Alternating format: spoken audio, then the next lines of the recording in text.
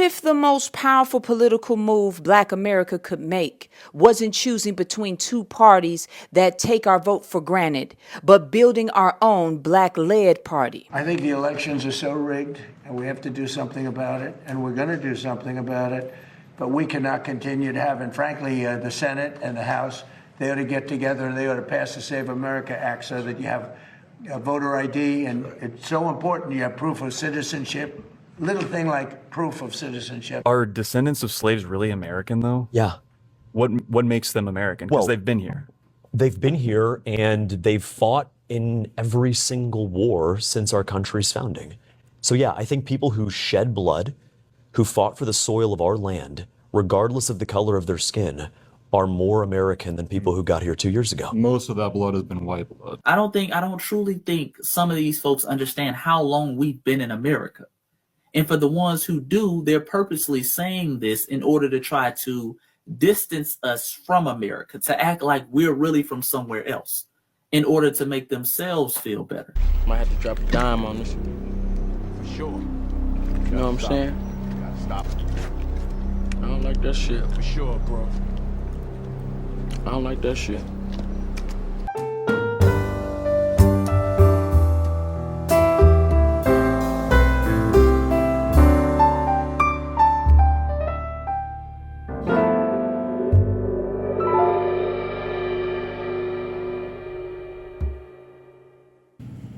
Alright, y'all, we back with another video, man. Y'all know how we do. Always pushing health, wealth, and a better understanding of self. But check this out.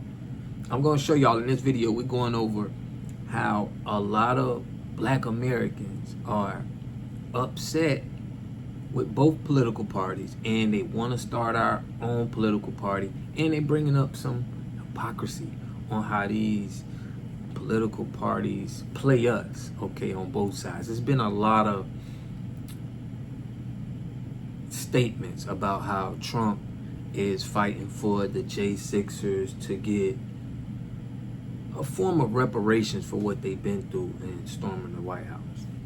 And, you know, I've been doing videos about this, and a lot of people have been coming into my comment section saying, hey, why aren't y'all yelling at Trump? Why aren't y'all going at Trump for this when Trump is taking care of his people? We're going at the Democrat Party because they with this black stuff. They tell us we supposed to be voting for Democrat. We black. Look at those white people over there. They racist. It's pointing at. So it's like we're looking at what you're doing. And when we look at what you're doing, you're not doing nothing. Shout out to everybody who is, you know, stand on their neck because they decided to put shields in my comment section and have people like saying points that we clearly explaining in the videos. It's like they trying to get some type of win in the comment section. But neither here nor there. We're going to go over some clips, man, on how this Democrat and Republican is going. You got Vivica Fox out here trying to make sure the Democrat Party is in play. A lot of celebrities are going to get on the bandwagon of these politicians because it's like a cheap marketing for the politicians. They feel like they already got clout, and it's a good commercial. But let me know what y'all think. Make sure y'all subscribe to the channel, hit that like button, push me on the algorithm. I greatly appreciate that. Let me know what y'all think about it in the comment section. I'm gonna give y'all some more commentary.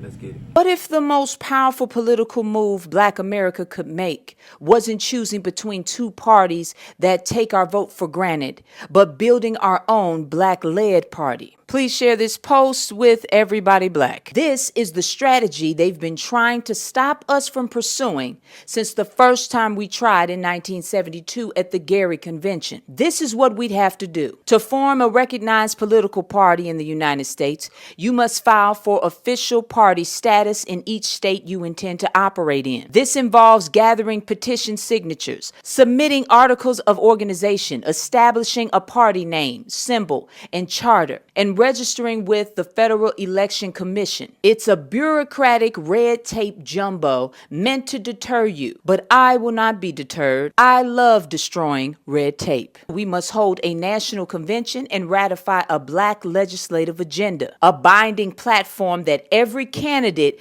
that we run must uphold. Delegates from every state, every city, every community where Black people have been underserved, underfunded, and underrepresented, which is every state in this stolen America. Criminal justice, economic investment, education equity, housing, healthcare, reparations policy. This agenda is not a wish list. It is a contract between this party and the people it serves. No more empty promises from the left and no more Project 2025 strategies from the right. Here is where this strategy separates itself from every failed third-party attempt in American history. We are not, I repeat, we are not running a candidate for president because the presidency is a national race and third parties don't win national races. Instead, we are laser focused on state legislative seats, city councils, mayoral races, school boards, and selected U.S. House and Senate districts, specifically in areas where Black Americans make up a significant share or outright majority of the population, and a handful of strategic U.S. House and Senate seats can become the deciding votes on the federal level. That's called leverage. I'm asking you to believe in math. There are millions of Black Americans who have never voted. However, I believe a party built by them, for them, will engage this segment of our population. I hope y'all picking up what I'm putting down. The goal is not rebellion. The goal is representation. Representation equals power. The difference now is we will protect what we build by any means necessary. I hope to see y'all June 13th at the Black Unity Cookout here in Chicago. I love you, Black man. I love you, Black woman. Knowledge is power. Power to the people. Report this morning, their report on the last election on why you won and Democrats lost. One thing that it mentions is how they failed to reach Middle America, Southern Americans. Do you think they've learned lessons from that election, and have you seen that report? I think the elections are so rigged, and we have to do something about it, and we're going to do something about it, but we cannot continue to have, and frankly, the Senate and the House, they ought to get together and they ought to pass the Save America Act so that you have voter ID, and it's so important you have proof of citizenship, little thing like proof of citizenship, and also mail-in voting, which is so crooked. So in Maryland, as you probably saw, they had 500,000 mail-in votes that were corrupt. They were corrupt. They said the printer made a mistake. Don't believe that. And they got caught with 500,000 mail-in ballots that were corrupt. We've got to stop it. We have a country that has a very corrupt. We have more corrupt elections than third world countries have. And we ought to get smart. Pass the Save America Act.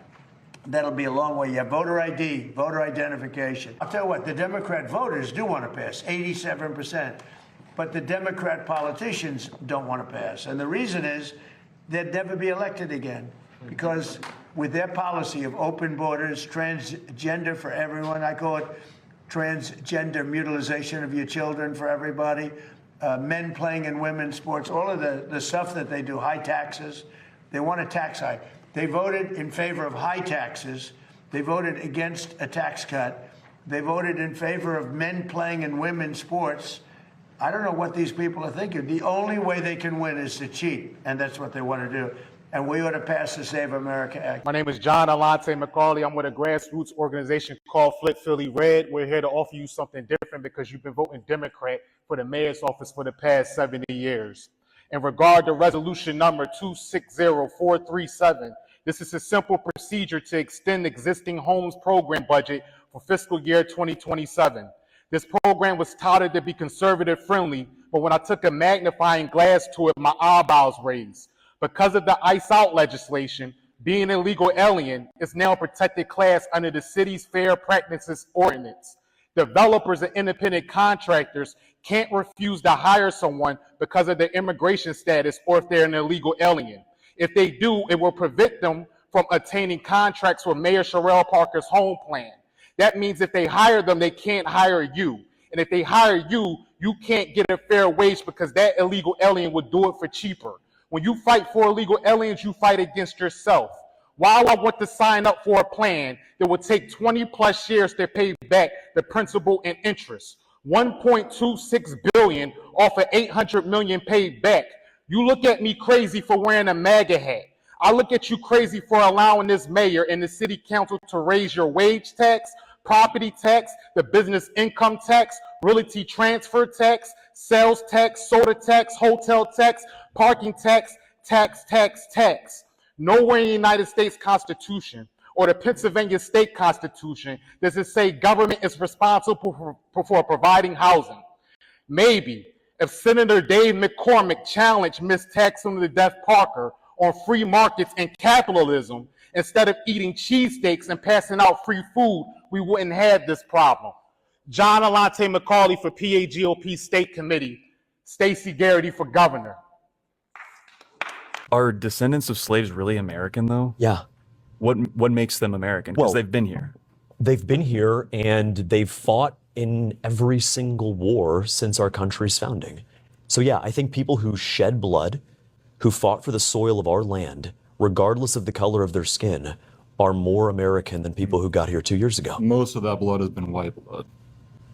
Sure, that doesn't change the fact that the individual who lost their life or who sacrificed doesn't change that fact. I mean, proportionally, black men are only 13% of the population. So yeah, I mean, most of it is going to be white blood, absolutely. But there are brave black men in my state, in our state, who have gone to war, not just in the global war on terror, but in Korea, in Vietnam, World War I, World War II, the Civil War.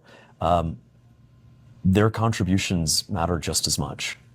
That's true, but predominantly that experience has been one reserved for people of European descent. And I think it's important for us to make that observation and not just count that out. Well, you can make the observation. It doesn't make it, it's an observation. It's empirically true, But look, if you're someone from Sweden or from South Africa, and you're white and you come here and you've been here for 2 years and you are on an H-1B visa, you are not more American than a black American or a white American who's been here for 5 or 6 generations. I hear you. And we can move on after this, but I guess... We are from America. We are part of the foundations of the United States of America. Family, understand, we were here in the United States before it was called the United States of America.